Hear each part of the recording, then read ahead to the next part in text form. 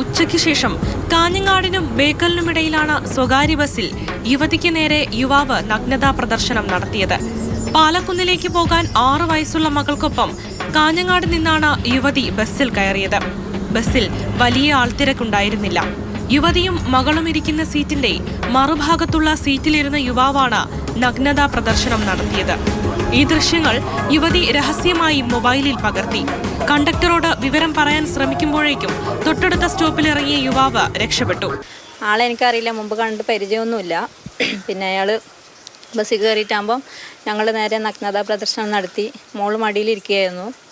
പിന്നെ മടിയിലിരിക്കുമ്പോൾ തന്നെ മോളിത് കണ്ടുകൊണ്ടുണ്ട്. പിന്നെ അത് കാണുമ്പോൾ തന്നെ ഞാൻ മോളുടെ മുഖം നേരെ തിരിച്ചു പിടിച്ചു. ഇയാൾ ഇത് കണ്ടിട്ട് നമ്മളെ കാണുന്നുണ്ടെന്ന് അറിഞ്ഞിട്ടും നിർത്തുന്നില്ല. തന്നെ ഇയാൾ ബേക്കൽ എന്ന സ്ഥലത്ത് ഇറങ്ങി പോലീസ് സ്റ്റേഷനിലേക്ക് കയറ്റാൻ വേണ്ടി പറയാൻ വേണ്ടി ഇരിക്കുകയായിരുന്നു ബസ്. ബേക്കൽ പോലീസ് യുവതിയുടെ മൊഴി രേഖപ്പെടുത്തി. ദൃശ്യങ്ങൾ പരിശോധിച്ച പോലീസ് അന്വേഷണം നടത്തിവരികയാണ്.